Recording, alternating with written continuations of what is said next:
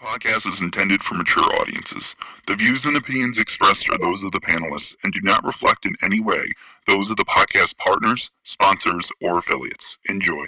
Hi, this is Michael Buffer, and you're listening to the Voice of the People. Let's get ready for Boxing Voice. Every day I'm hustling, hustling, hustling, hustling, hustling, hustling, hustling, hustling, hustling, hustling, hustling. Every day I'm hustling, every day I'm hustling, every day I'm hustling, every day I'm hustling, every day I'm hustling, every day I'm hustling, every day I'm, every day I'm, every day I'm. Canelo, are you ready? ¿Está preparado? I was born ready. Considered by many to be, pound for pound, the best fighter in the world today. 4 division, 5-time world champion. Oh, look at this guy. He is now boxing's first ever undisputed super middleweight champion of the world. Damas y caballeros de Guadalajara, Jalisco, Mexico. ¡Viva México, cabrones! You know my level. And you will see. Because I'm gonna fuck out everybody. You know, I would love to fight Canelo. I would love to show the world that I'm the best. I want to get Canelo out here to Houston. So Canelo, where your cojones at? Let's get it. Payday, payday. You want payday. I know that. Then you fight with nobody. TheBoxingVoice.com. Listos, pelos, chingatos. He smacked the shit out of Canelo in Get person. the fuck out of here, man. Please. I wanna knock out this guy.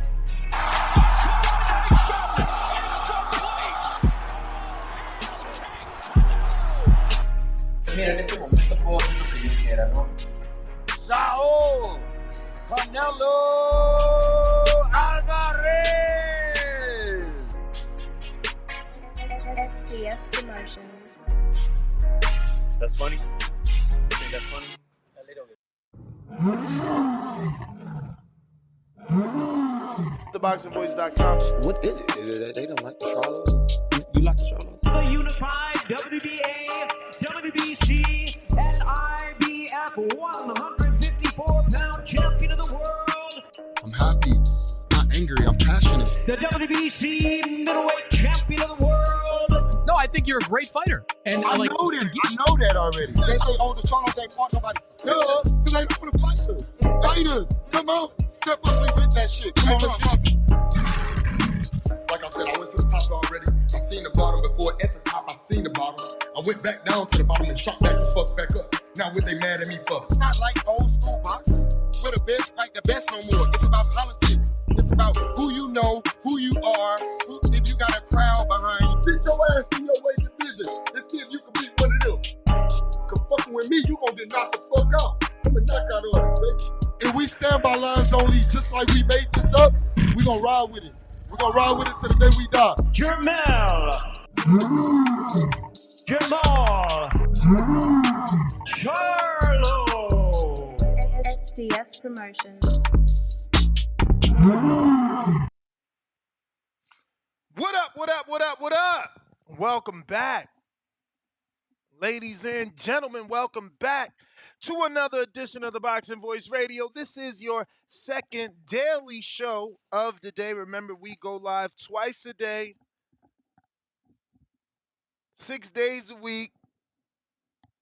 Well, really 7, but just not twice a day for 7. You know, Saturday and Sunday, we don't normally do two shows a day unless it's a big fight. Like for this fight, yeah, we'll do something Saturday morning plus Saturday night. But we're here to discuss Canelo Álvarez and Jermell Charlo and their New York City press conference, and we're here to review that. It's a big fight, but where's the hype? You know, they took the Andre Ward and the Terrence Crawford approach to this one, and I hope that LA, you know, just like when Ryan was in his hometown, hopefully Canelo spices it up. But they asked both men specifically, and, you know, they just have so much respect for one another. So they felt there was no need to do any of the antics, but I don't know. That's a lack of hype, right? We needed something. We needed to be coming back over here like rabid fans. Yeah, fucking Jermell, he fucking pushed Canelo. He fucking had his finger in his head. You know what I'm saying? Give me something, bro. And you know, I just watched that whole YouTube interview that Terrence Crawford did, where he was asked the same thing. Like, yo, all the successful fighters got an alter ego. Deontay Wilder, Bronze Bomber. Adrian Broner, Baby Floyd. Floyd Mayweather, Money May. Manny Pacquiao, Pac-Man. Oscar De La Hoya, the Golden Boy. You know, Canelo Álvarez, El Canelo. You know what I'm saying? Cinnamon. Like, bro, you need an alter ego to stop the cat, man. The fuck? Shit. Cotto was boring as hell, bruh. Nobody ain't give a fuck about Cotto and his dull-ass interviews with the corny-ass temperament, man. Come on, man. We boxing fans, bro. We need more. I'm sorry. I ain't even trying to be a hater, but, like, yo, come on, man. They gonna charge me, like, $85. Like, give me what I want. It's entertainment. Are you not entertained? No. No, the fuck I wasn't. No, the fuck I wasn't. I wasn't ready to open my wallet. That shit ain't had me at the edge of my seat ready to pre-buy. You feel me? Come on. Give me something. Make me want to pre-order that motherfucker. Make me want to jump on and tell a friend about this motherfucker. I swear, man.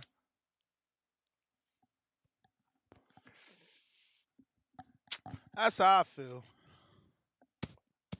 Outside of that, respect Jermell Charlo for having Joanne Guzman up on stage. They ain't let him talk. Not that I noticed. I know I watched the whole motherfucking thing. I ain't seen him talk one bit, but at least they was up there. At least they acknowledged him. Then they had a little segment where they asked about him bringing in, you know, Joanne and the fact that, you know, he made it clear Joanne's been with him since like 2017. So that's a nice long time. And shout out to Juwan getting the credit he deserved. You know, he putting in that work. Shout out to Brian Campbell for bringing up the video of the training of the two for the Castano fight going viral. Sounds like he listens to the show. Oh, that's right. He does. That's right. He does. He told me personally. Every time he drive from Connecticut to New York, he popping and listening to TVB. That's right. But listen, I wasn't happy, though. I'm just going to be real. I wasn't happy. You know, then we got my man, whoever is Jackson, he over here fanboying out. He literally said he fanboying out. All of them was like, oh my God, Canelo, look at your silk shirt. Oh my God, Canelo, you're such a professional. Oh my God, Canelo, can I fucking blow you? Like, yo, get the fuck out of here, bro. For real. Like, for real. Like, nobody's gonna, like, mention David Benavidez. Nobody, you know, I don't know, like, give us something. Nobody's going to say, damn, Canelo, you've been avoiding this guy since 54. That's at least what he claims. Why did it take so long? Give some backstory. You know what I'm saying? And credit to Canelo, because he said it. He said, oh, this guy's been calling me out. You know, this fight's been built up for a long time. It's been supposed to happen. He said all that. But again, we needed Charlo to be a villain. I'm sorry. You got to be the villain. You got to be the angry motherfucker that been dying for this fight. You getting it at the wrong time, but it's still the right time, so to speak. You feel me? But it's like, I've been supposed to fight him. He been running from me. He ran all the way to 68. I'm chasing him all the way to fucking 68, and I'm going to show y'all why he's been running. You feel me? Give me that. All this shaking hands shit, hands behind the back shit. Oh, my God. I don't want that shit. Not in L.A. Not in L.A. Don't come to L.A. with that shit. Y'all got to give me more. I want more. We talking about $85. That's a pair of Yeezy slippers with delivery. You feel me? Like, we talking about $85, man. That's a dinner. Easy. We talking about $85. Shit. That's a detail for the vet. The fuck? You motherfuckers better come earn this money.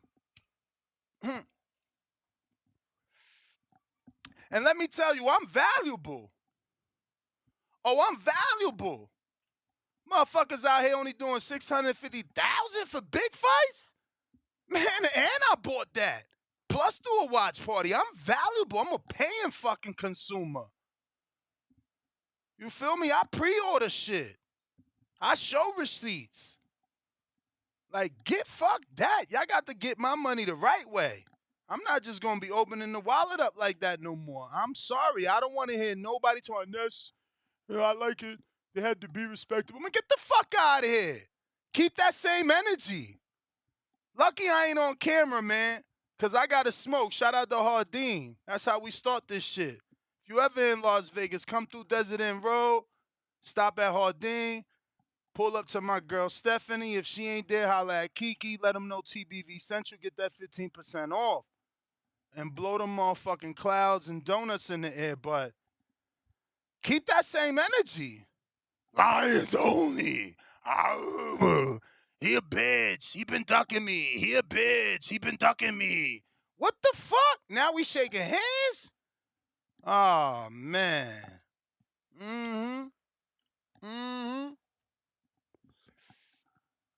Don't ask Canelo to be the villain. Don't ask Canelo to be the villain because he ain't said shit to nobody. He just do his thing.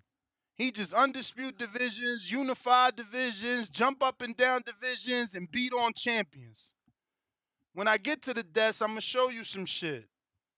I'm going to show you how many champions he beat, how many Crawford beat, how many Floyd beat, how many Pacquiao beat. You feel me? So when we start criticizing, remember who fighting champions. Like, I don't know.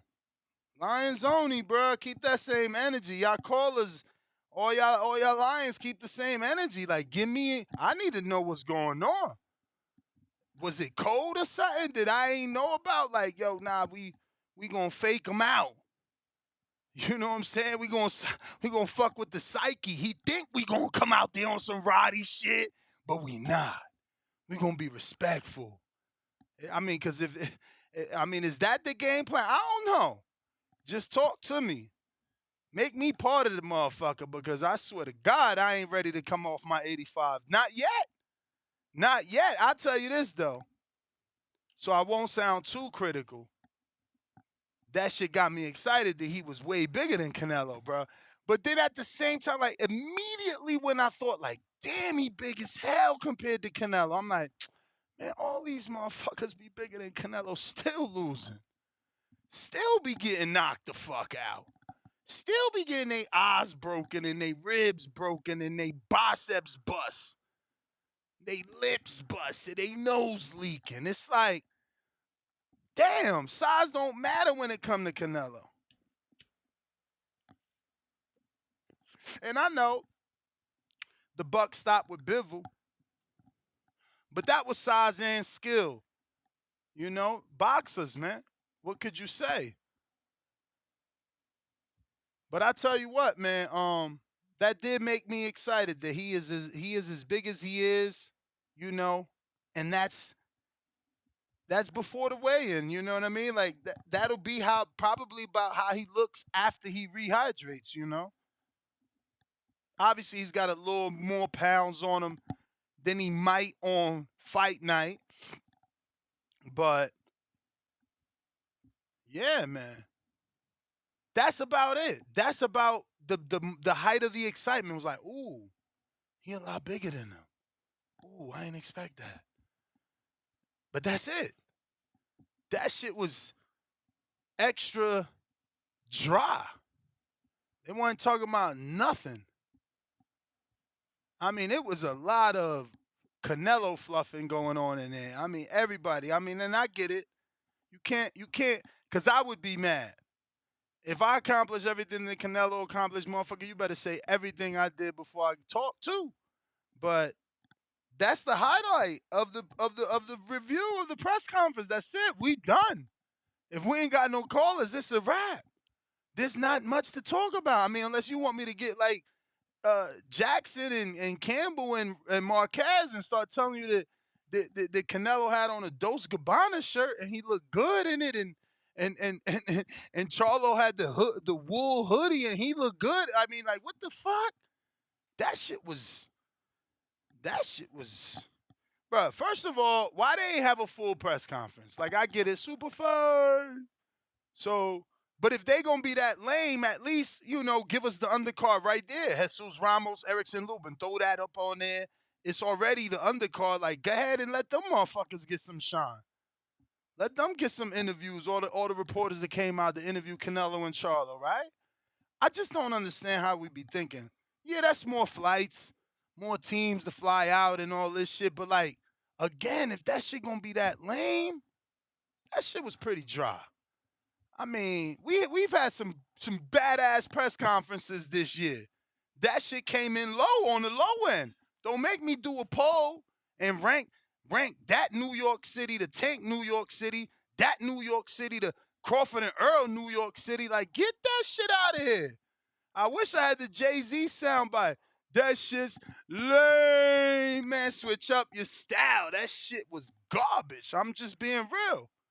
I mean, we had 2 super fights this year. You want to call out a super fight? Y'all lacking. Y'all lacking. I mean, they set the bar with Tank and Ryan and Earl and Crawford. Like, y'all lacking. Give me more. Got to give me more, because I'm spending fucking hella money. It's going to be $1,000 a year. Easy in pay-per-views. Easy $1,000 a year. Tank got 2 out of me. I don't even want to start adding. It's too early in the year to start adding, but we already know that I'm telling the truth. So, like, yeah, I'm asking motherfuckers to get this money the right way. I'm not just giving it up no more. No, sir.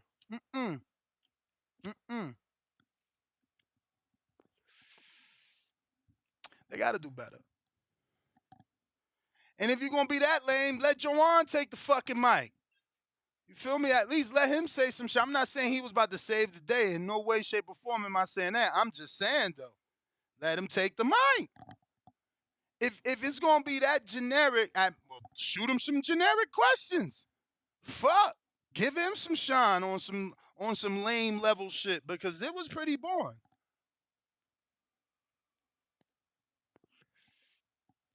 Was it open to the public? Because I ain't noticed if it was open to the public. Because if it was, that public was quiet than a motherfucker. They must have had the shush shines on. Shh. No speaking. I don't know what happened. But I'm telling you, when it comes to value and me opening my wallet, they not helping me do it. I'm just being real. That's going to be my poll. Did the press conference excite you any more or less? Feel me? Brandon, if you listen and you want to send something better than that, now is your time. Because, yeah, man, I needed more. But phone lines are open, and I do mean phone lines. Yeah, the landline is back. Twitter, I see you. Discord, what up? Let's do it. I am your host, and that's GTO. You already know, Instagram and Twitter. Come on and smash that thumbs up right here on YouTube.com. Before we get to the calls, let me remind everybody, we got a new little raffle going on. You see the WBC hand towel, black knitted. Okay. It goes with this WBC hat, right? Snapback, logo on the left side. But I threw the pin on there this morning for y'all. Peep the game. Gold pin. Feel me? Also, WBC sticker. Then you get the WBC tote bag to throw everything in. Topped off with the WBC dog tag. Shout out to my man Mauricio. That's right. We repping the gang over here. So $10 cash app gets you in the raffle. We giving that away Sunday morning as we recap. Cash apps on the screen, the two that you should be using. If you use anything other than what you see on the screen, you have been fooled. They got you, and they ain't got nothing to do with me. So the Cash App is THABOXING VOICE number one, numerical number one, not the letters, okay? Or simple Nest GTO. That's $Nest GTO. Now, if you want to call in, want to give me your opinion on the press conference, that number 1425-569-5241. But wait, it ain't over. That glove over there, that's Albert Bell. You know, he just got a knockout, and he did the little, I don't know, that was like a teabag, which is he shouldn't be doing to no opponent. You feel me? Not no male opponent. But look, we got the glove. And we doing it for the low. The raffle's going to actually be, since he from Toledo, Ohio, the raffle's for $4.19. Same Cash Apps that I said a few minutes ago. So remember, in the Cash App, make sure you put for the Albert Bell glove, $4.19. If it's for the WBC raffle, make sure you put in the Cash App for the WBC raffle, $10. Okay, we going out. Discord, the link is out there. Let me go ahead and share that with everybody yet again, just in case, and I will pin it. And I'm going to go out to my callers after. Quick little. Remember to rate us 5 stars on iTunes. Subscribe to youtube.com/theboxingvoice for the latest and greatest interviews with your favorite fighters. So the Discord link is now pinned in the live chat here on youtube.com/theboxingvoice. And I got to get to my first super chat of the day from Boxing IQ 360. Charlo said only Bud won because of rabbit punches. Rolling on the floor with tears, laughing emoji. Rider of the Storm, $2 super chat. PBC fighters know who daddy is. Canelo. We got 7 Jimmy, 7 Rivera, $20 fat super chat. Drop a bomb for that. When my man's in the mat with the bombs. Word. He said, Charlo always running his mouth. He was mum today. He know he about to get stretched. Hype is on him because Canelo don't hype like that. And, yeah, I'm a proud casual. Bump your hardcore because casuals bring the money to the sport. Salute. And that's what I'm saying. I don't know how much of a casual you are, being as though that you know that Canelo and Charlo got like something going on and that Charlo should have kept the same energy essentially is what your super chat is saying. So that kind of makes you a little bit more than a hardcore. Maybe, maybe not. But yeah, man, I feel the same way. Like, why not keep that same energy? That would have sold more pay-per-views. For sure, for sure. Shout out to Crawford that gave us a lot of business on his latest interview. Now, that was pre-PBC. That was post-business. Like, he made it clear he was getting like 6 to 8% for pay-per-views and 6 to 8% for tickets. So, shout out to the coach. You know who you are. We was just debating the other day. He like, man, don't nobody get money off tickets but the big name. I'm like, man, get the hell out of here. You selling tickets, you selling tickets. You feel me? And you might not get all that money, but you're going to get a percentage when you put them butts in seats. But Crawford said that he would get, let's say, 8%. It's either 6 or 8 that he said that he would get on the back end for the pay-per-view buys once the number met a certain number, but he never met that number, obviously, when he was with Top Rank. You feel me? So that's obviously not the deal with PBC, because I see some people confusing that audio. But we got Daryl Alexander, $5 super chat. He says, this is a good fight, but this is not the fight people want. This fight is 7 years too late. We want Benavidez versus Canelo with a 100 emoji. And this is exactly why we needed someone to add a little fuel to the fire. Because right now, people are like, man, what the fuck is this? This dude 154 pounds. What the fuck? Where's Benavidez at? Why you ain't fighting Benavidez? So it's like, we need something. We need something. Shout out to Michael Fernandez, who sent in his $21 to have multiple entries into the glove raffle. And also we got my man Khaled cutting the line. What up, champ? Indiana. What up, God? What up? Yo, what up, bro? How you doing? Straight. Man, you know what? I feel you, bro. I feel you. I ain't gonna even hold you. I feel you. Like, I wanted more. I did want more, especially as somebody that's rooting for Charlo. He did keep it respectful, I guess, and maybe the thinking is I'm going to keep it chill in the press conference, then in the ring, it's going to be fireworks.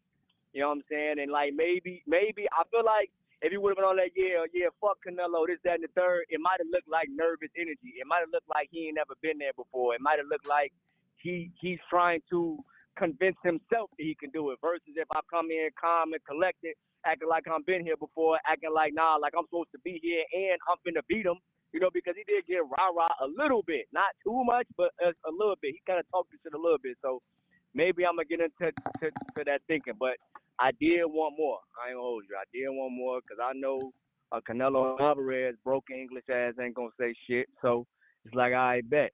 Like, let me get some from my man Lions Only. But we'll see what happened in LA, but I'm just getting I'm just getting the feel like motherfuckers about to just keep it chill.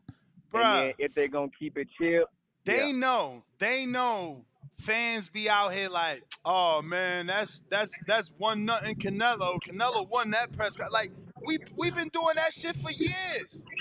We don't even know. I don't even know who to say won that because that shit was like, the fuck was it?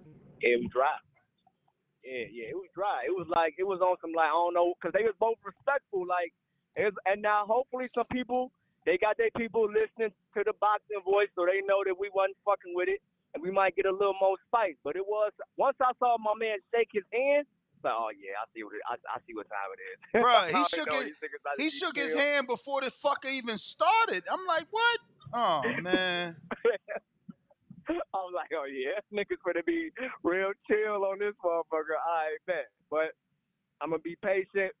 We'll see what happens tomorrow. And let's just look at some other interviews. It might not be that spicy in this press conference, but other interviews that they do going forward, it might be a little spice. I know that Charlo was on Sway. You know what I'm saying? He might do some shit with that man Brian and all that. He might do like some $1 million worth of game shit. So it might get spicy later, but like the main shit, it might not be that crazy. So I don't know. Like I'm still picking Charlo. But yeah, you're right. Like I'm with you. I did want to see more. Charlo do need to be the villain. Like kind of just gotta lean into it, say fuck it, and just be like, and then just shake hands afterwards. You know what I'm saying? You being respectful not gonna make Canelo not whoop your ass. Word. You know what I'm saying? So you might as well play fuck him. You know what I'm saying? And we deal with it afterwards. But he wants to do the Andre like it's Ward your approach time, and shit. But that's my call, but guys. it's not your time. All right. Real quick, just want to go ahead and give out some shout outs just so that you know if you're tuned in, if you're rocking in, if you're live with us, you know that I got your Cash App. So you are in the running. I got Bones 13. Gang. He's always in the running. He's always on the raffle. Salute. I hope you keep winning. We got Jesse Aguilar. He's in the raffle. Michael Fernandez. That's actually 5 entries for raffle. SDX Renzi. I see you also in the Albert Bell glove raffle. So salute. And Eric Kumer sent his 10 for the WBC raffle. So salute, Eric. Once again, we do have Discord available for anybody that wants to use that. Twitter is also open, and we got the landline. I see you, Arthur, on Twitter. What's up? What's good? What's good, Ness? Chilling, man. What was your thoughts on the press conference? I feel like the first press conference always kind of like subdued because you can kind of tell by the questions that Brian was asking. He wasn't really asking like um, no controversial questions. He didn't ask like what took you so long to fight Charlo, or he didn't ask Charlo like you feel like Canelo was ducking you, no questions like that. You know what I'm saying? And I feel like Spence and Crawford kind of like it heated up every one. You know what I'm saying? The first one was kind of like the same thing. And the Tank and Ryan first press conference was like the biggest drama about that was really Tank being like 30, 40 minutes late. So I feel like the first press conference kind of just more subdued, you know what I'm saying? Getting your feet wet or whatever. And yeah, I bought my Charlo tickets today for the fight, so I'm gonna be out in Vegas. Nice. For sure. But and also I feel like Charlo kind of threw a curve like he saw what Canelo said. He said he wasn't expecting it. You know what I'm saying? So sometimes you can't give everybody what they want when they want it. You know what I'm saying? So and Charlo he gonna turn it up more and more to fight. No, they got 2 more press conferences after this, so he'll turn it up. But yeah, I like his energy came in like he like you know what I'm saying. He just focused on the fight. You know? But yeah. And I looked at the tickets. Most of them sold out. So I don't know how many of those like PBC bought and trying to resell or whatever. But I feel like most of the arena sold out. So, but Yeah, I think the hype's still around it. I don't think PBC need to buy and resell like that shit. There's gonna be ticket resellers for Canelo fights from the rip. Like them tickets gonna sell. And bro, listen, I was trying to get a suite, right? Mm-hmm. I was trying to get a suite, right? And why these motherfuckers want $2,000 a person for a suite, which is nowhere near the floor? How you want $2,000 a person for a suite, which is nowhere near the floor? Like, bro, they wanted $80 grand for 40 people. That's insane, and they gonna get it. Cause she said that casually. When she said that, I had the driest swallow. Like, what the fuck? Yeah, that's for like corporations, like corporate parties and stuff like that. You feel me? That must be a huge corporate write-off. Cause who the fuck spending 80 grand on a little ass suite? What the fuck? You can't even see. You'll be surprised. You can't even see them throwing punches. You gotta watch the TVs in the suite. Come on, man, they tripping. But yeah, I bought my tickets today, so yeah, I think it'll be a little bit more turned up today. Tomorrow. How much you paid? Be honest. Be honest. I paid $500. I paid $500. What section you in? I'm in 200. It's the T-Mobile? Yep. You may feel like it's your time. I gotta look it up. But it's not your time. Because I'm always credentialed, and even when I wasn't credentialed, I had like floor seats because of Hennessy in them. But yeah, I gotta look it up. Art. I don't know where the 200's at. Did it seem high up or what? Is it gonna be hot in that bitch? No, it's like the 200s, but it's like the first, like on the first 2 rows. So I'm like over the top because I feel like the lower section, it wasn't as elevated. Like you know what I'm saying? Like the lower bowl wasn't as elevated. Like when I went to the Tank fight in State Farm, the lower section was like really elevated. So you kind of get a good view at the ring. But T-Mobile looked kind of like flat, like so. All right, Chad. I appreciate we're gonna see when I get out there. For sure. Let's meet up. You already know, Hardin, don't buy me no drinks. Bring me that bud. I got Optimus Prime, fat $10 super chat. A lot of PBC haters salty that Canelo thanked Al Heyman.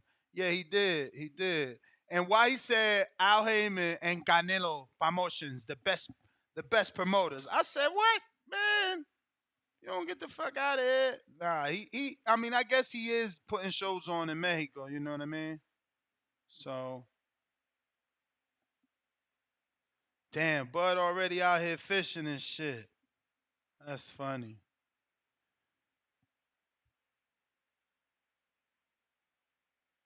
That's funny. Let me show y'all this. I just got tagged in this. Salute to the community. Keep me up to date with everything. Makes it easy.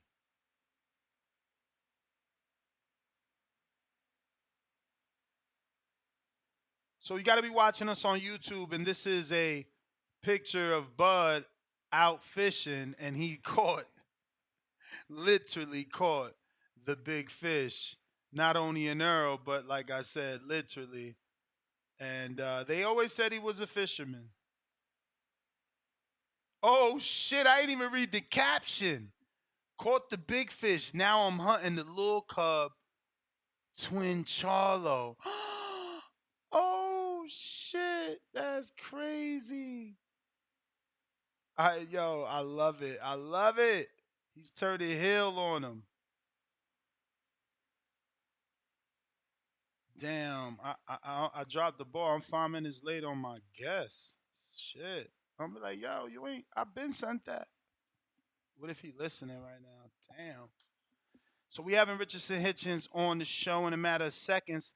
If you haven't already, drop them a question on our Patreon. Head on over to patreon.com/The Boxing Voice and or our community members tab here on youtube.com/members, where you should see a post. You will see a post for Richardson Hitchens, and you can ask him a question, which I will read to him and say it was you.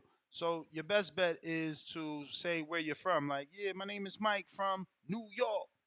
New York. And yeah, so we should be having him in a matter of moments. I sent him the link, even though I was late. Apologies. That happens when you ramble.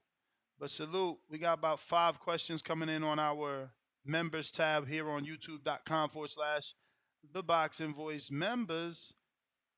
And a couple more here on our Patreon post as well. So while we wait for him to join us, oh, and there he goes.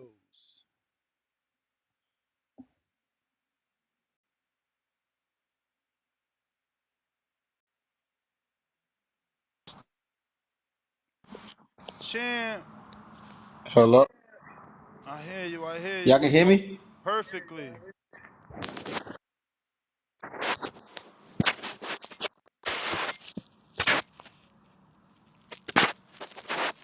Can you see me? I see you perfect. Alright. How are you, man? First and foremost, thank you for coming on the show and giving us a bit of your time. I'm good, man. I ain't never see you hit me up and say come be on the show. Yeah, man. You see I know all you the hit me up saying. messages I know piled you hit me up. up saying. Nah, I know you hit me up saying ask me if I was gonna be in Bud and Earl fight, but I ain't never seen you text me like y'all want to get an interview with you because I didn't even go to Vegas for the fight. Bet, man. I mean, it's cool. We got it going. You're scheduled to fight September 23rd. You were scheduled to fight Montana Love, so let's start there. How gutted were you, or it wasn't that big a deal, and you just moved on to the next one? You said was the fight that big of a deal? I mean, being canceled. No, it really wasn't. I mean, it was a big of a deal in the moment. You know what I'm saying? Like while you in camp, you a few weeks away from the fight. Uh, everything is rolling, and you get the phone call that Montana's injured. That was kind of discouraging, but it wasn't a surprise. But it was kind of like whatever. I thought Eddie would have something lined up for me, the same for that July 15th date, because we still had a couple weeks, but Eddie was very like he was serious on making the Montana fight. That's what he wanted at the time, and we tried to make it happen. I try to hold off as long as possible because like I said, me and Montana was fighting July 15th, and what was told the matchroom that it wasn't a huge injury, so we thought maybe in the end of July or end of August, then maybe we was thinking early September, then we was thinking the end of September, and now he put posts up on social media that he's back and ready to fight October, and I wasn't waiting until October to wait for Montana. It wasn't that serious, so we wanted to proceed on with my career and keep me active and keep me busy, and I'm not moving on his time, and so we took this fight. Now, how'd you feel when you see that he posted that he would be a good fight for Ryan? I seen him post that, I think, yesterday. It's like, did you notice that? Obviously, yeah. Obviously, obviously what he's basically saying is that he didn't really want to fight me because at the end of the day, It wasn't. He said he put up a little thing basically saying, oh, what did he say? He basically said something like along the lines of he thought I wanted to fight, and I go he thought that I wanted to fight, but I go and take another fight, and he left that alone. If that was me, and I got injured or some shit, and then he went and took another fight, and I felt like me and him, and if I was in his position, I would have been calling me out, like, like I want this guy, I want this guy. He took the attention of Ryan Garcia because I feel like that's what he want. He want a money fight. He don't really want a fight like me. You know what I'm saying? Because it's like the reward and the risk is kind of like it's not really adding up how he wanted to add up. Speaking of risk versus reward, do you feel that now you put yourself in that situation, taking on a guy like Cepeda, because he's obviously known as a puncher? A lot of people thought he could have got the win in the Ramirez fight. Regis is the only guy that I can think of that stopped him. I'll Google it though. But he's a tough fighter that hardcores know. Not a lot of casuals. It's not like a Ryan Garcia fight, so to speak. Yeah. So you saying, do I feel like it's a big risk? Yeah. Do you feel like you're in that situation now where you're taking the high risk, low reward fight? I mean, you could say that Zepeda is definitely a tough challenge. Somebody for somebody like me with only 16 fights. I don't got the experience he have. He been in main events. He been in world title fights. He's been in with the best 140s in the world. I haven't even been in the ring with the competition that he's been in. So it's definitely a huge step up in class and experience. But I feel like with my skill set and what I know in the ring, it's just levels above what Zepeda ever been in the ring with. You know what I'm saying? Like, he been in the ring with guys that have a lot of professional experience and the guys that are battle tested and been in big fights. But I just feel like when it come to me, the skill level is just out of the world. I feel like Zepeda never been in the ring with a guy that thinks like me or have the abilities that I have in the ring when it comes to just smarts. So I think that he don't have that type of experience. He don't have the type of experience when it comes to a fighter like me. So it'll show on September 23rd that it's experience. Experience doesn't play a key when you have like the talent and skill that I have. So as I hear you say that, I can't help but think back to the Juan Bowser fight where, I picked you to win. I didn't know you would look that good. I didn't know you would look that composed. I didn't know it would be that easy. Are you saying that you will have one of those type of performances, or do you think it would be a tougher fight than the Juan Bowser fight? I mean, it can be an easier fight or it can be a tougher fight. We don't know. Zepeda showed when he stepped up in class, he's chinny. You know what I'm saying? Once he stopped fighting, once he started fighting American fighters, and he built up a good career fighting a lot of Latin and guys and Mexican fighters and stuff like that. But once he stepped up, he had good performances with the Josue Vargas performance in the Ivan Baranchik fight. But I feel like the Ivan Baranchik fight, it took a lot out of him. It took a lot out of Ivan too, and it took a lot out of him. It just showed that he don't have the granite chin. He been dropped a few times in his career, and I don't feel like it's gonna be an easy fight. I want to say it's gonna be an easy fight, but I feel like I'm preparing, and I'm preparing for a tough fight. But I feel like I said again, with my smarts in the ring and the way I think in the ring is gonna be something like way different from what he ever experienced in the ring. So that's going to play a big factor. And a lot of people haven't even seen the best of me. You know what I'm saying? They haven't even seen what I'm capable of, really, because the Bowser fight was kind of like a little preview, because it was a fight where I was active and I just fought right before that and I got right back in the ring. But this fight, I think that it'll just show like, okay, like even with a veteran, he's still that good. You know what I'm saying? Now, was there anything behind the thought process of this opponent being a southpaw, since you were already scheduled to face a southpaw in Montana Love, or did it just happen to fall that way and you got lucky because you've been training for a They've southpaw been for the saying last Zepeda couple since. months? Yeah, they've been saying Zepeda since right after the Bowser fight. We heard Zepeda name.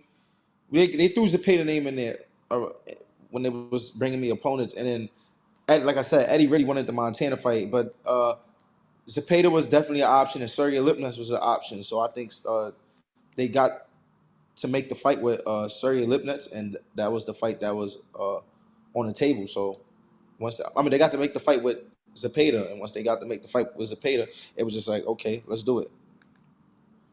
Now, how do you feel about the fact that it'll be 7 months when you step in the ring, or a little more? No, I don't think is it. I think. Yeah, I mean you fought. I don't can't even do the math. Wasn't the Bowser fight February. in February? And it'll be Yeah. the end of September. You fought February 4th. Yeah. Your fight will be the 23rd. Yeah, I mean, I wasn't looking forward to that, but these are things that happened in my career that we can't control, that Eddie couldn't control, or that even when I was made with promotions, things like this would happen, and it was things out of their control where they couldn't keep me active. I felt like Eddie really wanted the Montana fight, and Montana told them false. Didn't some false information. I don't know what was the problem on his side, but he really wasn't knowing. He was kind of telling them that he was waiting on his doctor to clear him or whatever was the case, and he may be ready. So Eddie didn't want to risk me fighting somebody else before Montana, and then I end up getting injured, or I couldn't fight till maybe November, December. So Eddie didn't really want to make the fight happen. So I think that's why they kept me out the ring a little longer, but it wasn't Eddie's fault. And Eddie came back with me with a bigger fight, in my opinion, a fight that's gonna give me more respect. And 7 months out the ring, it is what it is. It's business as usual. Now, not to get personal, but how many fights do you have left? With Eddie? With Eddie? Yes, sir. Yes. With Eddie, this is my last fight with Eddie. Damn. Because the reason I ask is obviously they in talks with Devin Haney for the Regis Prograis fight. No intelligent promoter is going to give a one-off fight to let you come to his network, fight his champion, potentially beat the champion, and leave with the belt. So it would have at least been a 2-fight deal. And you the only other 140-pounder over there that comes to mind. Right. If that possibility comes around where after this fight, y'all talk extensions with the opportunity of a Devin Haney fight, are you interested in the winner of,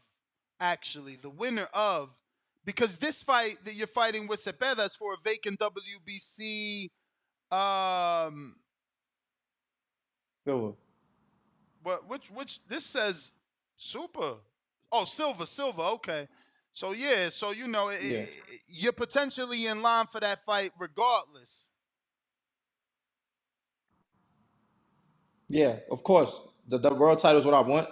The big fights is what I want. And if Devin Haney and Regis Prograis they come to a deal and the fight get official, and we can make that fight happen with either the winner of Devin, with Devin being a winner or Regis being a winner, we definitely would love to make that happen. Obviously, when I fight in September, I want one more fight in the end of the year. So we'll get that one more fight. And after that, I really don't think it will make any more sense for me unless it's for a world title. And if it's Devin or if it's Regis, let's line it up. Let's come to the table, come up with a deal, and make it happen. Are you expecting to explore your opportunities, or are you looking to stay where you're at? I think we'll just see what's out there for real. Like, to be honest, I just want to see. We'll see what's out there. I feel like Eddie Hearn is the best promoter in boxing, so I mean, I'm pretty sure that it's always going to be opportunities at Matchroom, and it's opportunities everywhere else. So we'll just have to see what my manager come with. That's why he's on my team to make these smart moves, help me make these smart moves. So And that being Keith Conley. yeah, Salute Keith Conley, man. I hear he's working with Alicia Baumgardner now, right? yeah, she's another great talent. So that's like big for him too. So I got a couple questions here from the people before we let you go. First one is from New York City. David Maldonado says, "What's up, champ? How you see Tio versus Ryan and Tio versus Devin? I have Tio beating them both." Oh, Tio versus Ryan. I got Tio beating Ryan, but I think it would be a little bit more of a chess match, a little bit. And I got Devin beating Teofimo. What did you think? Did you expect that performance from Tio versus Taylor?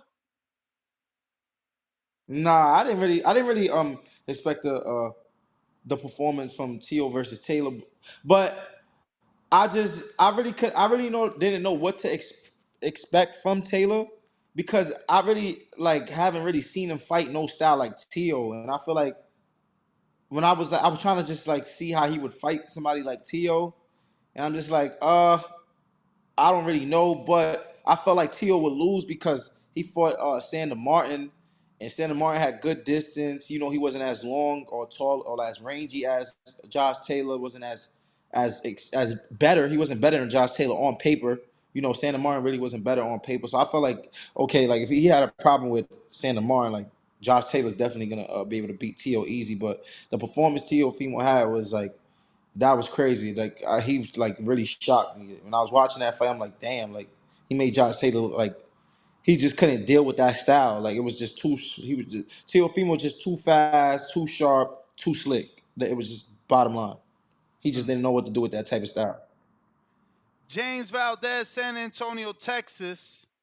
The current 140-pound world champions, Teofimo Lopez, WBO, Rolando Romero, WBC, Subriel Matias, IBF, Regis Prograde, WBC. Which two would you run through easy, and which two would be more of a challenge?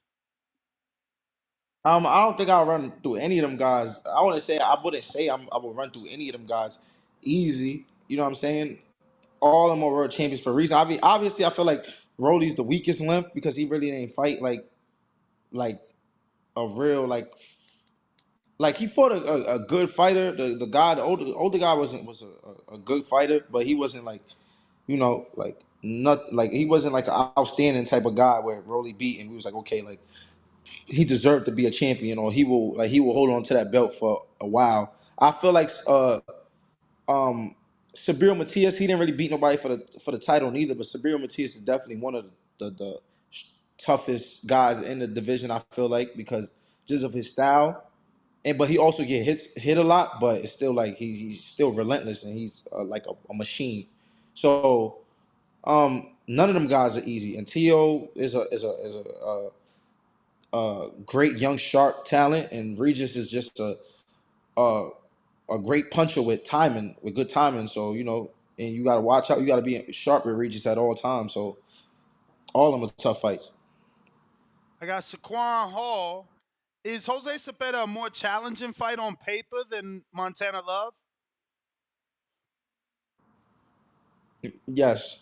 On paper, it's definitely a more challenging fight because Cepeda has double. I have 16 fights. I feel like Cepeda almost his knockouts alone doubles that.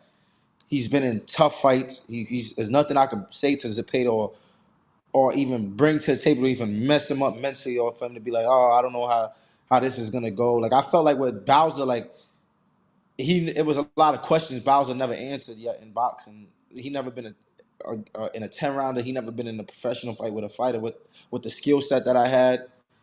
And a lot of people were kind of saying the same thing as with me, oh, you never fought a fighter like Bowser. But I just felt like I had tougher competition. I already fought tougher guys than Bowser.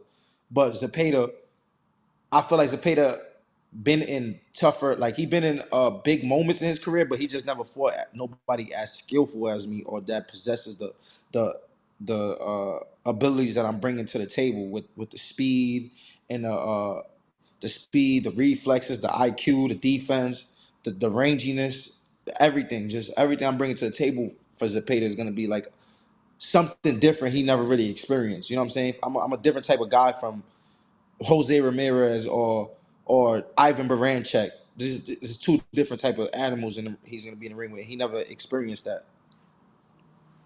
Sure. I got New York Bullet. What up, champ? Who were some of the legends you looked up to that inspired you to box, if any? Blessings. Good luck. Main person that inspired me to box is um Floyd Mayweather. I feel like Floyd Mayweather is like my biggest inspiration in boxing, and I always, every day I wake up and try to reach. I'm just like wanting to reach the heights he touched in the sport, and that's like my biggest motivation because I feel like Floyd is a elite level scientist in the ring, a different type of thinker in the sport of boxing. I feel like he was just he did it with just him with pure hard work, dedication, and pushed his talent to the limit. So I feel like he's definitely like the main legend I ever looked up to. All right. I got just a few more here. We got Ryan Fraser in Canada, Toronto. He says, what are some of your goals for 2024? Wait, become world champion. Become world champion and start and become and start becoming $1 million fighter and just cementing my name as one of the faces of boxing. And we still have like a lot of work to do, a lot more hard work to do, and just becoming better as a person outside of the ring. So because I feel like if I become better as a person outside of the ring, it will affect me. It will affect me in the ring. I think that I would become better inside of my craft. So just fixing a lot of bad habits and becoming a better person. I got young Pablo. Is Montana Love option still on the table?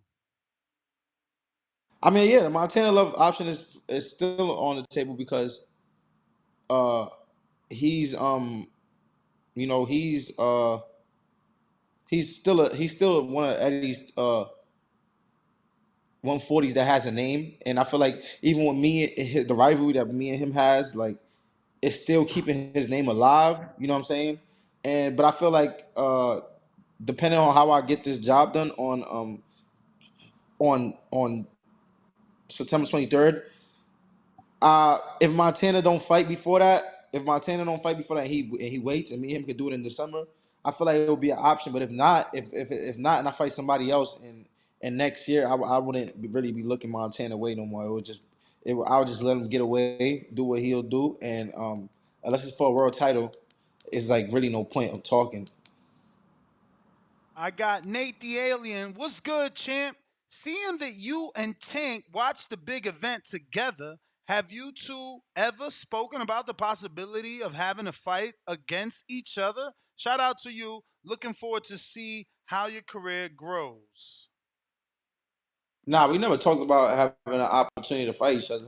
But I feel like if I ever fought when I'm like a guy like that I'm cool with, it's crazy how both of the guys I'm real friends with, they're like they're around my weight, but they're like one of the top guys in the sport. It's crazy. But if I ever fought Tank or Shakur, it would be like it'll have to be a mega fight. It wouldn't just be it's just for a world title. I want to go take the belt.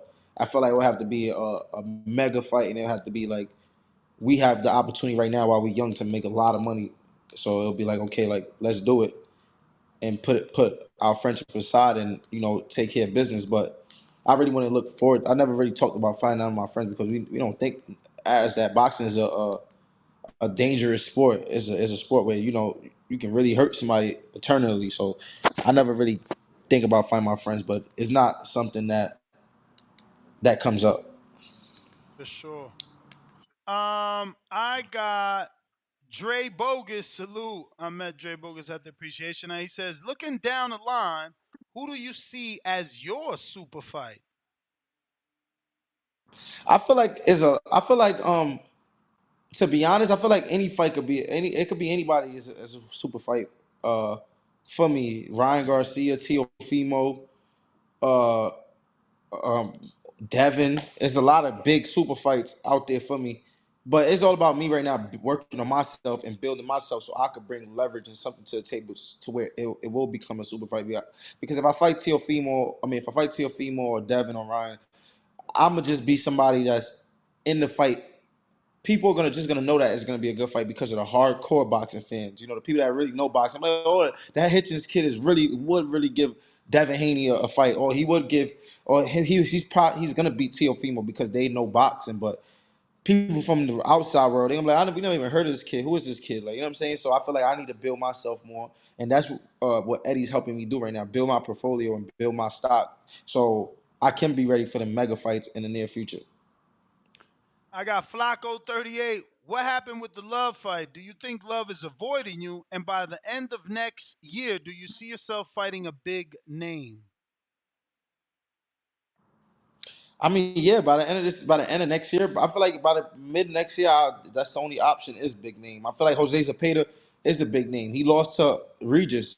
That's one of the big Regis, and Zepeda was one of the biggest names in the division. People just with boxing, once you take a loss, if we was talking Jose Zepeda a year ago, they would have said I'm in a huge fight. You know what I'm saying? But because he lost to Regis, people are looking after him, looking past him, like, oh, he's nothing. Hitchens supposed to beat him. But if it was a year ago, they would have been like, oh, he might stop Hitchens, or this is too much too soon for Hitchens. So I feel like Zepeda is a big fight. It's a big name, is a big fight. And I feel like it was gonna be more names like Zepeda or bigger names in the near future. Last one, champ. Braylon says, why does BoxRec have you as suspended by the New York State Athletic Commission indefinitely? I'm sure that's just protocol. Yeah, I don't know. Fight. I don't know what's that about. A few people keep calling me about that, but I don't know about that. I think that's something. I don't know what's that about, but that's gonna get solved. I'm expecting to be in the ring September 23rd, and to my knowledge, I never got suspended because of nothing. So, word. Plus, that usually happens when you get knocked out and you won the fight.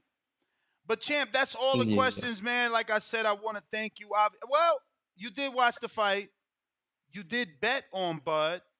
I bet on him too. But did you think it would look like that though? nah. Me neither. Hell no. Me neither. That was crazy. But that's the point of boxing, though. That's the point of boxing. I learned that. This is how I look at it, Nesto. Everything on a on a smaller scale is the same thing on a bigger scale. You know what I'm saying? Even with my fights now, or in my previous fights, it's been fights that I've been in the past where it was like Malik Hawkins. Oh, this is a 50-50 fight. Oh, this is a good fight. Where the bad odds really had me and Malik like this. Or even with the Bowser fight, I had a lot of guys saying Bowser was going to beat me, or it's going to be this is a big fight, or this is a huge step up. Damn, like I had people calling me right when the fight was announced with Bowser, like, oh, like this is a big one, champ. Like, stay focused. Like, I already felt I could have beat Bowser on my BC game before I even got in the ring with him. I was like, this kid is nowhere near my level. And the same thing with this fight right here. I feel like, I'm not saying the pay is nowhere near my level, but I just feel like my potential is out the world. And it's always gonna be like that. Even if I fight Devin, they still gonna be like, oh, this is a big fight, this is such and such. But I can get in there and make Devin look easy. But and the world would be surprised. I don't think Devin's one of them fighters that I feel like Devin's one of the fighters, and me and him get in the ring, he's gonna step up to the occasion. He's gonna perform on a high level with me. But like I said, like I just feel like it's boxing. Like, you really can't be surprised. It's just like that's what the sport is meant to. These people are meant to hype up these fights. You know what I'm saying? Only the fighters really know, like, okay, like this is what's gonna happen. And Bud, I feel like Bud was the only person that probably really thought, or other guys or other people in the world probably who really believe what they believe, thought that Bud would win the way he did. But us, we never gonna think that. You know what I'm saying? Because obviously, like, that's how it's supposed to be. So no one has interviewed your boy yet, but I'm sure you've talked to him because Crawford's been on every major radio station. There's no way you and Tank and the rest of the world haven't heard Crawford telling Tank, come up to 47. You said you could tap my chin. You said I got a glass chin. Did you at least text him like, bro, what's all this shit Crawford saying that you said? Because you do know that Tank said a few things like Crawford had a glass shield. Crawford got a glass chin. He'll hit Crawford. He'll knock him out in 6. So, that's a super fight. I'm sorry. I know you've already given someone your stance and said that Tank will never fight him, but like, where else is Tank gonna make another $40 million, Champ? I don't know, but Tank and Tank and Tank ain't. I don't see Tank fighting Bud, and Tank got respect for Bud's skills. Even when him and Earl was fighting, Tank was giving Bud his flowers. Like, he's very, very sharp. Like, he's a great fighter. And I feel like Tank probably just never. I think that interview was before the Earl fight, and I feel like Tank never really like paid attention to Bud, like, or like really like. It was one of the moments where Bud showed who he said he was, and Tank respected it as any fighter would. Like, that's just plain and simple. I don't think Tank would. Uh, I don't know how. I don't know if Tank would dare to be great to go up there. That's not something I never talked to him about. I never heard Tank talking about going to 147 at all. I just maybe one time with Keith Thurman or some shit he was saying. Maybe I think he was talking about fighting Keith Thurman one time, but I don't know. We'll see.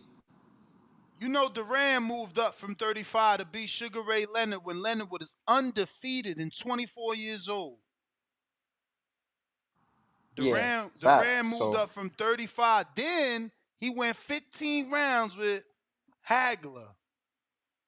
Mikey moved up from 35. Fought Earl, went 12 rounds with him. Shane Mosley moved up from 35. Fought De La Hoya at 47, beat him. Canelo moved up 2 divisions and beat Kovalev.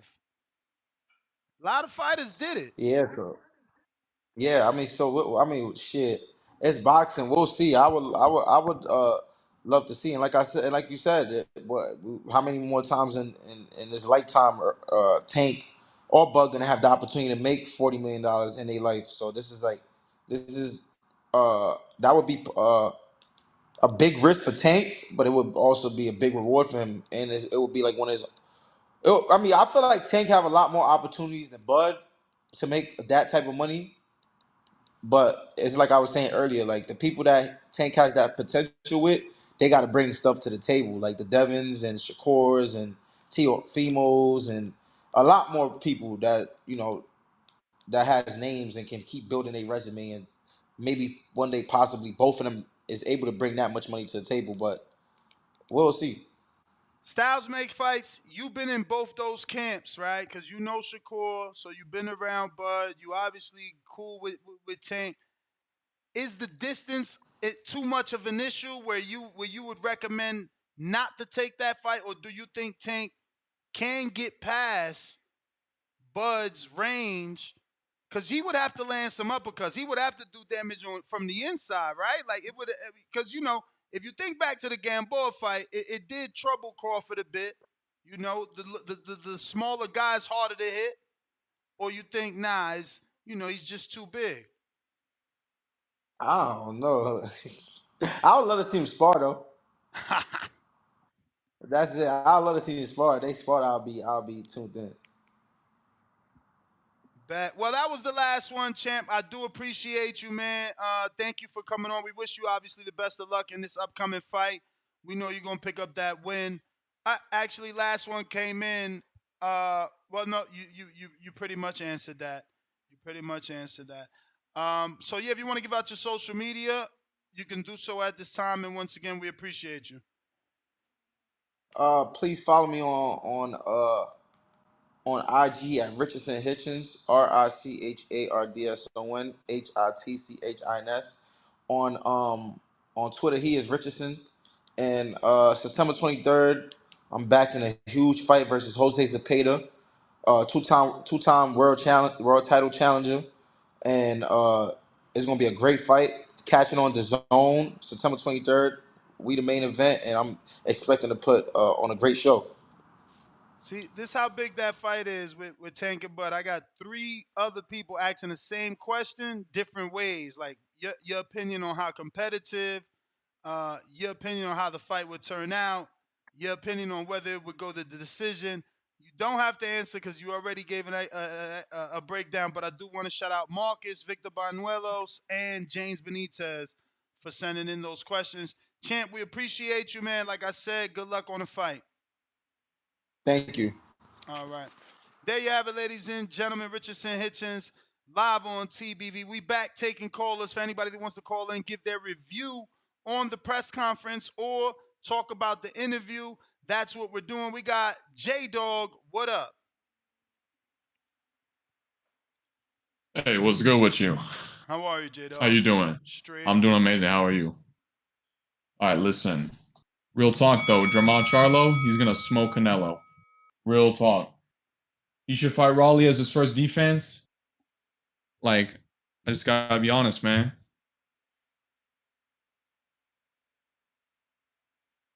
Hello?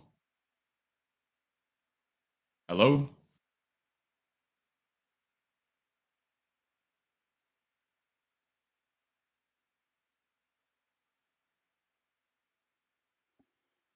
All right. He was serious. He said Jermell Charlo is going to wreck Canelo, and then he should fight Rolly on his first defense. But I love it because you ain't the biggest show in the world if you're not getting prank callers. Like, think about all the radio stations and all the radio shows you grew up on. Everyone had prank callers. You have to have prank callers.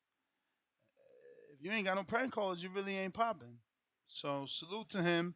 Not to say I want a bunch of these weirdos every day, but yeah. General Camino, what up?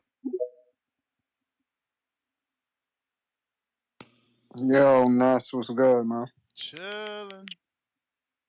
Word. I'd have to agree with you, man. I think that press conference was a little boring. I think Charlo definitely gotta, present himself as the villain to sell that fight. One thing I've always thought of the Charlos outside of the ring is they think they're bigger than they actually are. They think like the world and the country know who they are. Most people don't. Only really the hardcores do, and probably a couple casuals. But yeah, I think he definitely needed to, push that villain role to kind of get them ticket sales up and then pay-per-view buys up. That would have been a good thing for him. One thing I would say I'm worried for him about is the fight itself.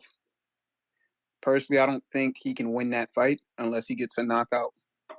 And I don't think he has enough in his arsenal to, wash Canelo over 12 rounds to say make it like a 8-4 or like a 9-3 or a 10-2. If he edges out a 7-5, they're gonna rob him. It's the first fight on a PBC deal for Canelo for 3 fights. They're not gonna let him lose that shit, especially if it's close and they go 12 rounds. If Canelo gets knocked out, it is what it is. But if that shit go 12 and it's kind of close, which it will be because Charlo don't got it like that, then he definitely getting robbed, even if he edge him out a little bit. And what leads me to say that is just what I saw a couple months ago, man. I know the fight isn't as big as this one, but PBC literally robbed an old-ass man to give Rolly a belt. That shit was crazy to see. I'm telling you right now, it's almost as if they told the ref, as soon as Rolly starts throwing a bunch of flurries, Feel like it's your wrap time, that shit up. but it's not your time. I got Treese, Toledo, Ohio. What's going on, champ? Oh, Joe. What up with you? What up, though? What up, though? Shit, I just wanted to get on, talking shit. Wanted to say shout out to the back call. Got on earlier and fucked with them for the first time. That shit was pretty smooth. I fuck with them guys back there. Some of them got some sense. You know how that goes. Some of them just, you know how that go. But that's neither here nor there. But like I say, man, this press conference here, man, it didn't get my blood pumping, bro. That's what I don't know what the fuck. This didn't get me excited, man. I get disrespectful shit that we try and get going on and whatnot. And like I was talking to the people on the back call, I was saying to them, they're like, oh, Charlo, he feels like he has no reason to get disrespectful and shit like that. But I'm like, damn. Then when I think about it, I'm like, well, I guess he can't really disrespect, but he could though. Then they saying he can. They like, nigga, you supposed to bring up at 154, bro, when you had the opportunity to fight me, bro. Why ain't you supposed to bring that shit up? You was ducking me. You was supposed to, they said you was supposed to put up a fit, make a scene and whatnot at the press conference. But I don't know, man. This shit ain't getting my blood boiling, man. Where the next one taking place at? Next what? The next press conference. No, we get another press conference. L.A. Right L.A. Do we get another? I was asking them in the back. I know you. This, like you said, this your job. Do we get another press conference anywhere else? Like any tech? Do we get a Texas? Yeah, here in Vegas. No. After those two, you don't get nothing till fight week. You get a final press conference. I ain't gonna lie. In my opinion, that's a big gap. That's too big of a gap. Well, they probably gonna do some Zoom shit because they definitely did a few Zoom press conferences for the Earl and Bud fight. Okay. Well, I need something because I ain't gonna lie. That's too big of a gap. You feel me? That's too big of a law in between time.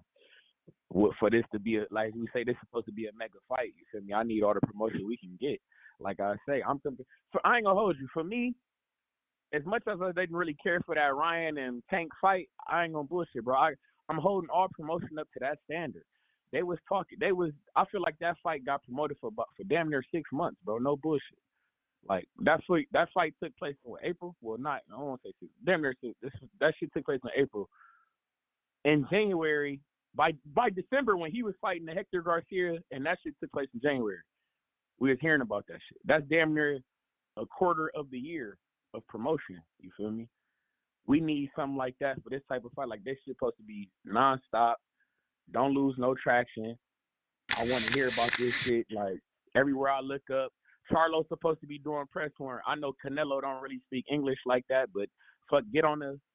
I don't know what. I'm not trying to be disrespectful, but on the. But it's not your time. You feel me? On the Mexican side, on y'all presser, stack my car by the way. You feel me? On the Mexican side of the time, you feel me? I don't know if it's a Mexican breakfast club. Get on that motherfucker. You feel me? You feel me? Let's get about the fight, man. But hey, Ness. Yo. I've been doing some thinking about your man Floyd when he want Spence to go up, right? I ain't gonna lie. The more and more I think about it, I think he on to something, bro. I want Spence to go up and fight Laura, bro, at 160, bro. I ain't gonna lie. I would like to see that. I'm not. The more and more I get thinking about it, I'm not too keen on him and Bud, bro. Rematching. I don't care if it's at 154. I don't care if it's at 147. I don't care about none of that. I want to see him and Laura. That's a good name. I feel like that's a good fight. Like for him to go to 160, you feel me? Something like that. That seems decent. I feel like that'd be decent. I don't know. What you think about him and Laura? What you think about that? Spence and Laura. Did that make sense, or is that nonsense? I mean, yeah, it makes sense if you're trying to make your own lane. You walking away from the Bud fight. Yeah, that makes sense. See, that's what I'm on, and that's what I think he should do. I'm not gonna lie. I think he should distance himself from that fight, man. I was thinking about the Joshua shit. Joshua looking like a bigger version of Earl and shit, and with this Derrick James shit, I don't know how much longer. You feel me? His train gon' yeah, I don't know how much longer that train gonna choo. You feel me? So I mean, Earl, he got a tough assignment right now. He got to fight Canelo, so that's potentially another loss on the resume for Derrick James. You see what I'm saying? That's not looking good on the track record so far. Then man. he got Wilder in December with AJ, so that's a back-to-back jump off. Not looking good. Hey, by the way, damn, ho. Speaking of that shit, hey, have you heard me? I heard motherfuckers talking about Wilder fighting in October, and I feel like that fight, if Wilder fighting in October, that's gonna fuck up my fight, man. Not October, December. December? Is that shit true? Hold on, see. Well, they saying January. Excuse me. Now they saying January. They saying for January. Okay. Well, I before that, I had heard that Wilder was supposed to be taking a fight in between before AJ is what I heard. I don't know how true that shit is though, and I don't know. You feel me? If that's like, I don't want to see that. If that's the case, I don't want nothing to fuck up this fight. I need both of them to get. I need both of them wrapped up in bubble wrap. You feel me? Till January and get to that fucking fight. You understand me? But August 26th, the real big baby Jared Anderson on ESPN, Tulsa, Oklahoma. Y'all know what the fuck going on. You may feel Watch like it's that your time, but it's not your time. Salute Treese. Treese, man. I don't know if you're gonna win that Albert Bell glove. You done slacked off. We got a couple of people that put their name in the hat for that. We going out to Fats. What up?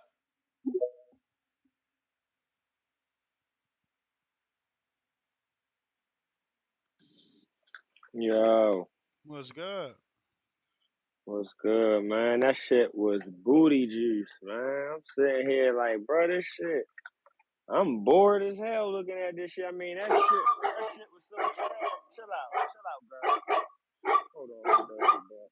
Chill out.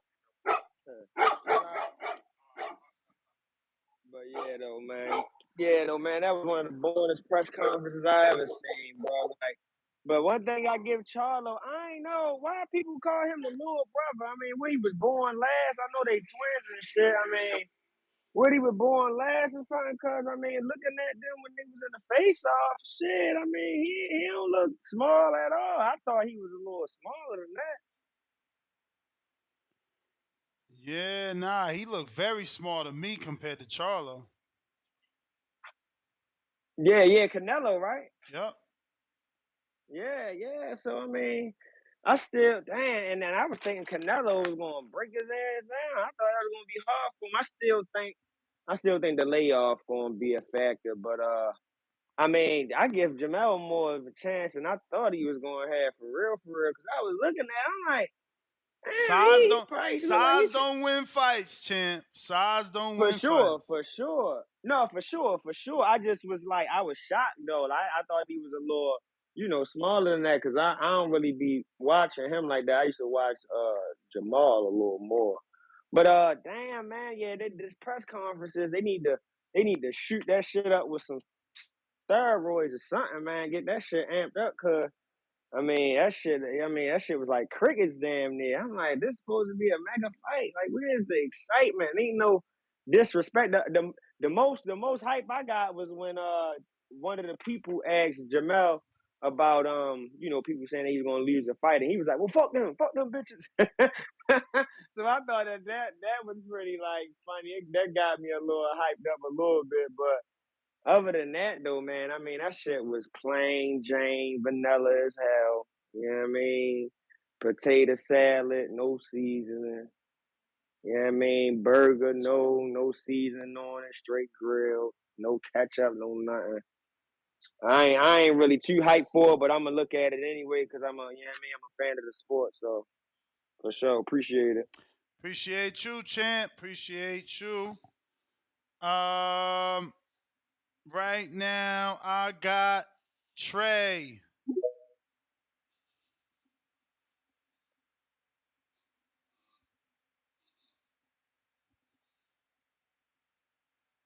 Trey, what up? You gotta unmute. Yo, Nash, you can hear me? Yup. Yo, what's good with you? You make it back home safe, I see? Yes, sir. I was talking about you yesterday. What up, champ? Hey, what's up? What you had to say? No, I was just telling everybody we met you, and I'm hoping everything works out and you next up out of Omaha like you said you'd be. Oh, yes, sir. I love that. I appreciate that. Hey, yeah, but let's cut to the chase. You really love this Charlo Canelo fight? Love it. I mean, listen, he daring to be great. I'm more disappointed that the press conference didn't have any excitement. I mean, you gotta understand. I kind of feel like Charlo realized what's in front of him, so he's not gonna be as who he was with Tony Harrison and all that. And plus, they don't got no real beef. They just signing up to fight each other. You feel me? They Nah. Chill, yo. Charlo has been talking shit about Canelo for years, calling him all types of. So? I don't. Hell, he called him all types of names. Say he been ducking him for years. Like he could have went to the podium like, "You finally gonna fight me? You should have fought me at 54.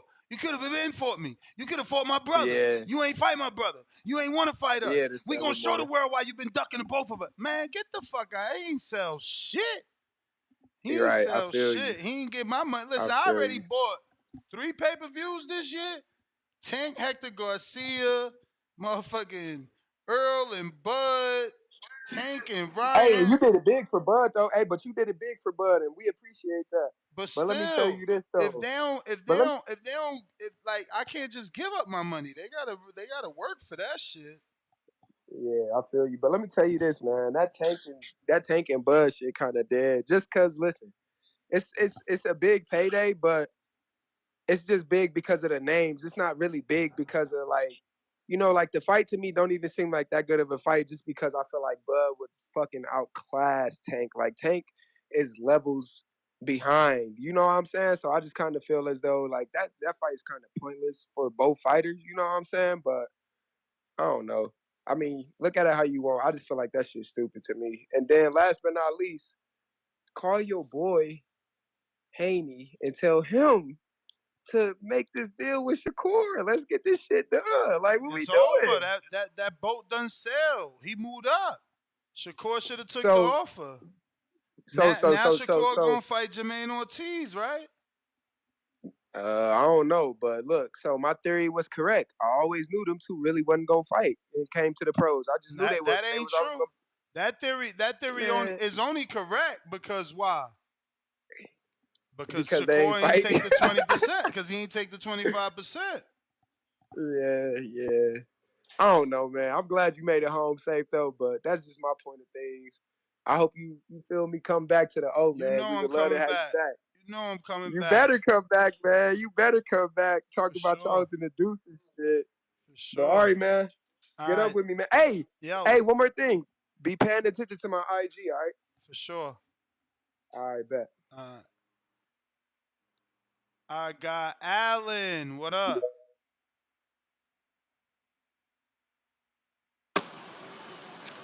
Hey, TVV, how you doing? What's up? What's up? Hey, doing good. Hey, I think I'm gonna go to that fight, the Richardson Hitchens fight, man. I think I'm gonna go out there. Nice. That's only an hour away from here, so I think I'm gonna go buy those tickets, man. It's in Orlando. Yeah. What else was I gonna say? Oh yeah. Like, hey, man, be real honest with me. How do you feel about a fighter drinking liquor moments before they know they're gonna step into a big fight, a super fight? How do you feel about that, man?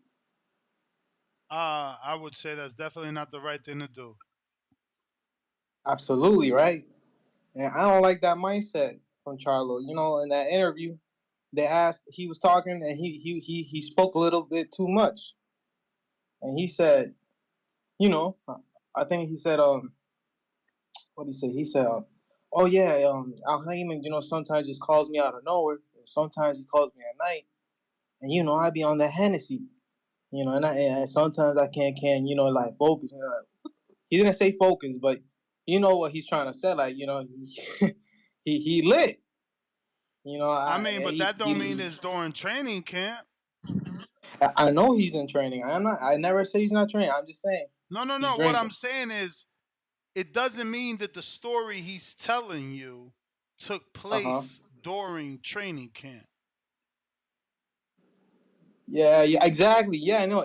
That's why I said moments before stepping into a big fight. Like, you should be 100% always, man. Because moments before is moments before, not 46 days away. Okay.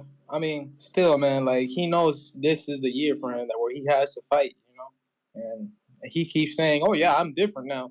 I changed. My attitude's different, and this and that, and my decision." Yo, come on, man. You obviously lying, man. Like, look, man, you can drink and do whatever you want. I'm just saying, man. You stepping in there with Canelo Alvarez, man. Canelo Alvarez, he probably drinking Michelob Ultras, like that shit light as fuck. That shit don't do nothing to you. He's sponsored by them and shit, But he said Hennessy. Man, you know what Hennessy is, man? After 1, 2, 3 shots, hey man, you already know, man. Shit. But anyways, it doesn't stop the fact that the fight's gonna be good. You know, obviously this is a fucking good ass fight, man. You know, it can. I don't want to say 50-50, man, because I'm going. I think Canelo is gonna win this, man. I think Canelo's gonna. You know, that's why the press conference was like that. Ness. Like, and remember the Errol Spence conference with Crawford? The first one wasn't too good. It wasn't too good. Yeah, and then well, the next one, what happened? It was lit as fuck. The next one was lit as fuck. Everyone like, damn, they talking about smoking this, but that. I'm like, oh shit. So I think right now what's going on, they like feeling each other out, like sizing each other out, like seeing what's the vibe. You know, like what AJ did to Hellenius in the weigh-in. Like, you good, brother? Like, you got a problem with me? You know? So, but now the next one, you're gonna see something pop off, and that's what the media gotta do. The media gotta steer some shit up, you know, in the interview. You may feel like it's your time. Yeah, But it's I not your mean, time. you know, then the media is to blame. You know what I mean? It's like that should come out of them because you said all that shit behind the computer. You said all that shit on your live.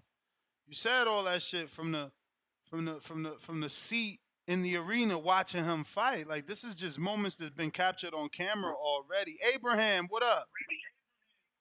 What up, dog? Chill. I enjoyed it.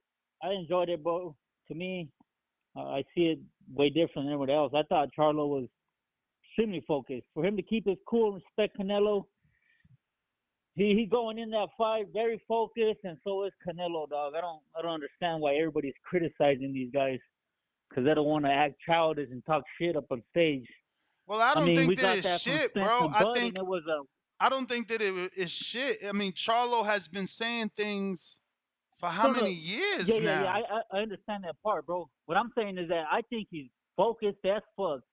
And at first I thought it was going to be a wash from Canelo to Charlo, but I like this side of him. He's cool, calm, and collective. I expect a fucking war that day, bro. No lie. Because, I mean, yeah, the trash talking gets you hyped, but, I mean, that Tank and Ryan fight, one-sided. Bud and Spence, one-sided. I was more excited during the pre-fight than the fucking actual fight. I was so disappointed that it was a fucking one-sided beatdown on both fights. Yeah, so I mean, I was actually not disappointed about that. I was surprised that right there, you know, that makes history, you know. Yeah, I think it's a bunch of callers that just want to see some kind of animosity before the fight. Absolutely. I mean, regardless of any sort of animosity before a fight, they're still gonna get in there and fucking throw hands. I don't think Charlo getting out of character would make a difference with his performance in a fight. You know what I'm saying? Like, I think he's gonna go in there and do his fucking job. It'll sell the fight, though. It'll sell the fight. That too. But I mean, he got Canelo on the other side of the ring, bro. It's gonna sell. I think all Charlo has to do is perform at its best, and he's gonna come out a winner regardless if he loses or wins that fight, bro. Because to me, I like Charlo. He's that motherfucker. He stands on the ground, bro, and he comes and fucking he goes in that fucking ring to hurt motherfuckers. Well, yeah, I'm excited, bro. I can't wait for September 30th. Have a good evening, bro. All right, champ.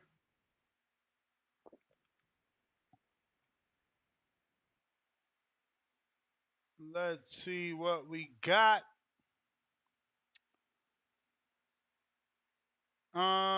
Looks like Zhao Boxing $2. Hitchens, what Tank had to say after the Crawford one. He already said that. Mad Bet $100, $5. Daily dose of Hitchens. Daily dose of Tanquil. Hitchens, aka U.S. Cunningham, 6th favorite fighter, active fighter. he outfoxes Zepeda.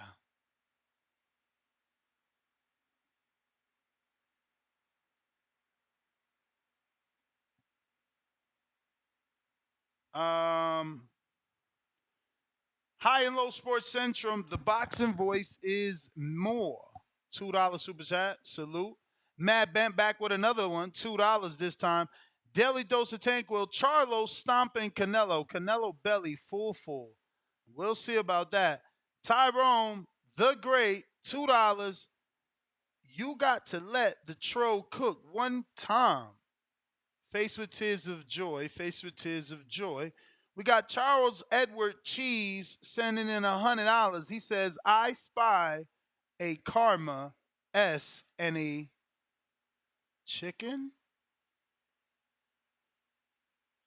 I don't know what the hell that is. Fuck. I don't know. But I hate to sound not as enthusiastic for that huge super chat, but it's like you confuse me because I have no clue what I spy karma. I spy a karma S and A chicken emoji. No clue. I'm lost. But I see Chick Chickarelli putting chicks there, but that's part of his name, so I don't know. We got to keep it moving. $2. That's what Nello should say. Why you ain't talking now? Yeah, but now it's up to Nello to tell someone to keep that same energy. Come on, bro. You don't, why he got to bully him? You feel me? Why he got to bully him? Like, if he ain't got that energy no more, he ain't got that energy no more. Canelo ain't about to, pick on him and say what you was saying, like. Come on, that's crazy. You asking for too much. But Barrel City E, what up?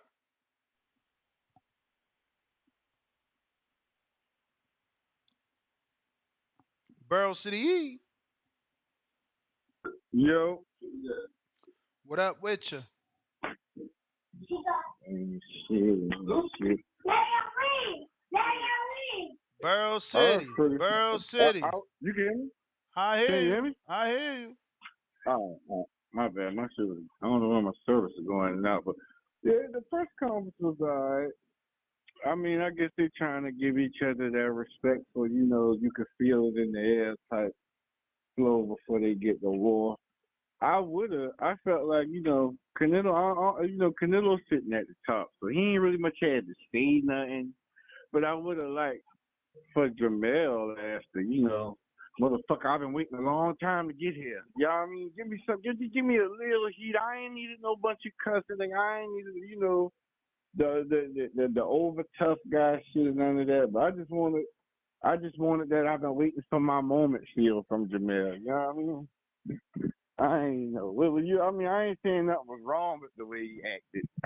But I wanted to just feel some of that fire we normally feel from Jermell. You know what I mean? For me, he gave me happy to be here type vibe. Like he didn't give me he said he come to win, but his vibe was really like, he looked real happy to be in the moment. I don't know if that's a good thing or a bad thing. I like chip on shoulder Jermell myself. What you expected? I expected way more than that shit. Way more than that shit. You feel me? Way more than that shit, man. I needed some heat. You gotta get that shit selling, man. Like, Jermell, if you want to make this next fight with Crawford something big, like, you gotta learn how to be more of a salesman. Like, that's one thing Conor McGregor does. That motherfucker gonna sell you. Him, AB, like, you gotta give me something, man. Some type of Canelo already a superstar. You don't have to do shit, but Jermell, you trying to make yourself known to the public, man. You gotta say some shit. Like, hell, Bud was even talking about having fish fries, and we gonna bring them to the side and cook them and skin them, and Bomac popping shit.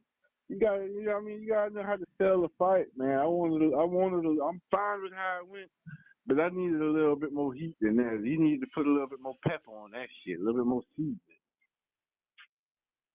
Yeah, man. But I was just reading something, but this before I go. He said Jermell had the better resume than Jamal. That's why he chose Jermell. I gotta agree with that. Jermell resume low key is underrated. You gotta give me a show on that one day. But that's my call, man. I don't know about underrated. Fats counterpunch. You may feel like it's your time, but it's not your time. Yo,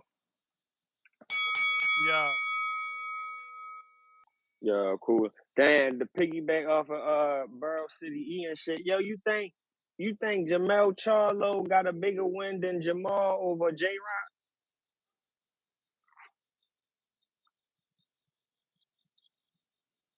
I mean, J Rock was unified, right? How many belts he had? 2 or 3? I don't know that Jermell has beat someone. You feel me? Yeah. I think that Jamal one, but it's just that he been so inactive, man. But I meant to say in the last call, man, it had slipped my mind and shit. Did you hear that shit though about Jamel talking about Crawford was hitting Earl in the back of the head? Like, man, why get the fuck out of here? Like, that shit was soft as hell. Like, what you mean he was hitting him in the back of the head? Like, bro, that's what I be saying, bro. Like, bro, your man lost. Like that shit would be so weird to me. And then again, like I can see if when they ask him, because the dude followed right up. He's like, so you gonna make the fight with Crawford after this? And if he was just, focused on Canelo and want to be politically correct, he could have just said, well, I'm focused on this fight. But he said, oh, that's if I can make the weight. Oh, so you playing these, so you gonna play these type games now. But just the other day on the Instagram post, didn't he say he was going to do this? Going to make the fight, come back down at some rematch and all that? Didn't he say that, or am I tripping? He certainly did. Yeah, that's all I wanted to call about. Did you see that shit though when he said that about Crawford? He was hitting him in the back of his head and shit. I ain't see it. I got a hell of a lot of people to send me, that shit telling me that though. Hell yeah. I was like, bro, that's some soft shit. Like, what you mean, bro? Like, you a referee. Come on, bro. That shit crazy, bro. Like, then he's talking about, oh, that's if I can make the weight. So what you make the post for? Then mentioning dude and all that. Was you cloud chasing?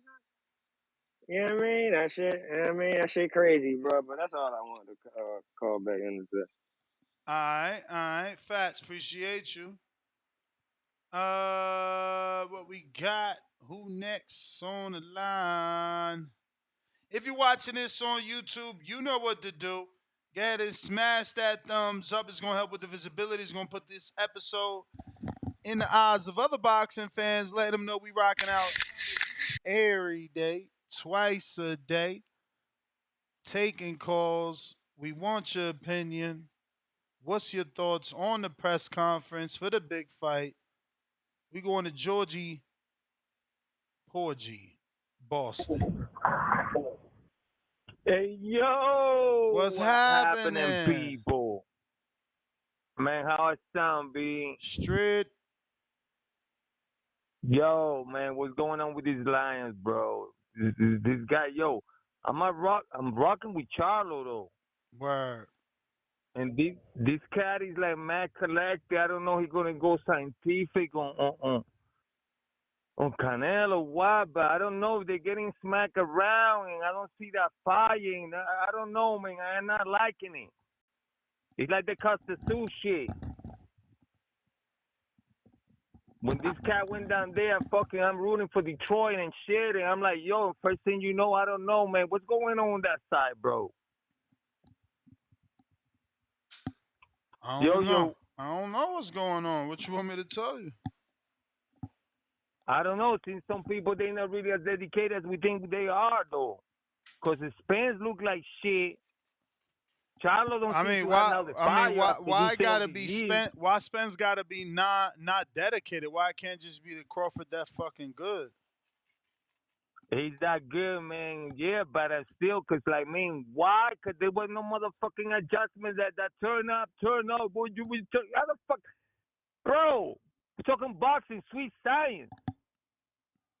You cannot be that one dimensional. Something definitely wrong. That's why I asked you before he was on the battle. But moving up to this fucking subject here, Charlo, like everybody's saying, we don't like the energy. You be talking you shit for an ailment and all this telling you married Teresa. Word. You don't want no beef. It's Mother Teresa, by the way, not married Teresa. But I got what you were saying. Any goddamn way, man. We need some lava from Volcano here. Like you said, to fucking sell the fight, that pay-per-view, they ain't got much. I mean, they got it, but they really don't, you know? I mean, like... Yeah, no. Right now, you still like potentially gonna illegally stream it because they ain't excite you enough. Nah, I won't do it dirty. I won't do it dirty like that, but I leave the replay. That's true. Listen. I don't steal this shit, though. I check out the replay. Where I don't like the fight, I want to pay for the pay-per-view. I just watch the replay. Fuck it. I do something else that night. That's what I do. You're a nice man. Yeah. Man, like you said, you don't want to see all that shit with a bunch of lines and on top of bullshit and parts and the fuck out of here. You ain't lying. Man. But I might have to go to somebody's house if they ain't gonna earn their money. I'm gonna have to go to somebody else's house. There you go, yeah. But yo, man, everybody out there, support TBB. This is the real. You can call in, express your opinion, even if you fucking like it or not. Next, we'll answer the call. We appreciate that, Mr. Gibbs. Shout out to everybody. I'm Maori. Shout out.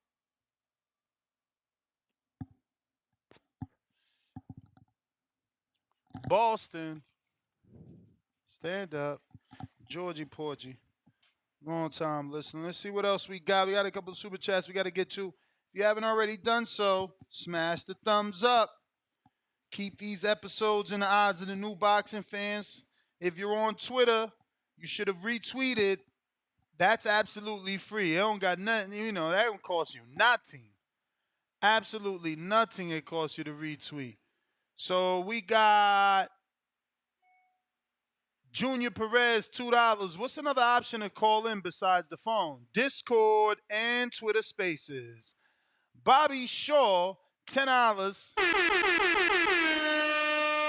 Canelo will lose on lack of skill and jab and corner game plan. Hitting arms won't win fights. Charlo is a bigger name on Canelo resume with more skill than GGG. Race don't win fights. Skills do. So why'd you bring up race? 810 risk taker, $5. How much money will Al Heyman have to pay Mayweather to come out of retirement to fight Bud?